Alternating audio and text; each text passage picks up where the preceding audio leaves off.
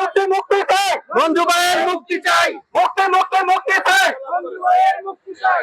প্রত্যাহার করো, করতে হবে, মামলা প্রত্যাহার করো, করতে হবে। আমার দুঃখ একটাই, যারা হাসিনার বিরুদ্ধে আন্দোলন করলো তারাই যদি এই মামলা জড়িত হয়, তাহলে এই সমস্ত মামলার মেরিট কি? কোর্টের কাছে আমার, মাননীয় আদালতের কাছে আমার প্রশ্ন যে এই সমস্ত মামলার মেরিট কি? আমরা যারা আন্দোলন করলাম, আন্দোলনকারীরাই যদি মামলার আসামি হয়, তাহলে তো এটা মেনে নেওয়া যায় না। এটা কি মেনে নেওয়া যায়? না। I am Ox.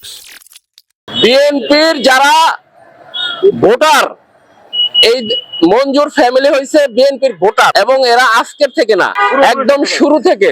আজকে বিএনপির 44তম প্রতিষ্ঠা বার্ষিকী আমরা পালন করেছি। তারা সেই জিয়াউর রহমানের হানা ভোট থেকে শুরু করে, জাগো দল থেকে শুরু করে, তার ফ্যামিলি আজ পর্যন্ত বিএনপি করে। তারা কোনো স্বার্থ, কোনো ব্যবসায়িক, কোনো লাভ লসের জন্য কখনো তারা আওয়ামী লীগের সংগঠনের সাথে জড়িত হয় নাই। ষড়যন্ত্র করে তাকে একটা মিথ্যা মামলায় ফাঁসানো হয়েছে, যেটা হলো এখানকার তার ব্যবসায়িক দ্বন্দ্ব।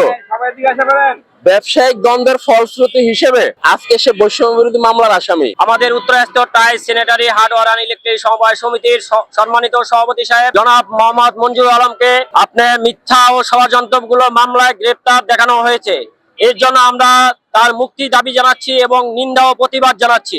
মুক্তি মুক্তি চাই, মঞ্জু ভাইয়ের মুক্তি চাই। ষড়যন্ত্র ভাবে কুচক্রী মহল ষড়যন্ত্র করে বৈষম্য বিরোধী যে আন্দোলনে মিথ্যাভাবে ফাঁসিয়ে দিয়ে ওনাকে গ্রেপ্তার করে।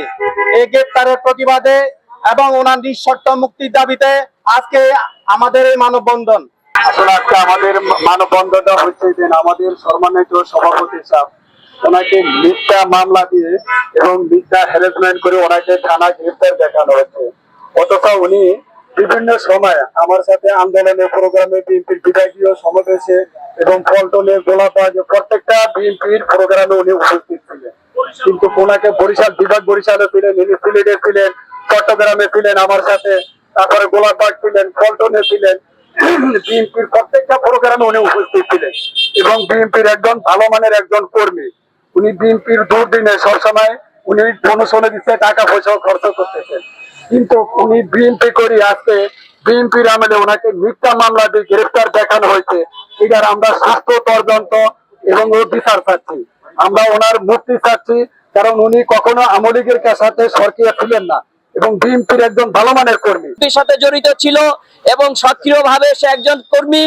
হ্যাঁ, পোস্ট পজিশন থাকলে তার কর্মী বলা হয় না, সক্রিয়ভাবে যে আমাদের সাথে দীর্ঘদিন ছিল এবং বিয়ে করছে। হ্যাঁ, আমরা তার এই প্রতিবাদ নিন্দা জানাই।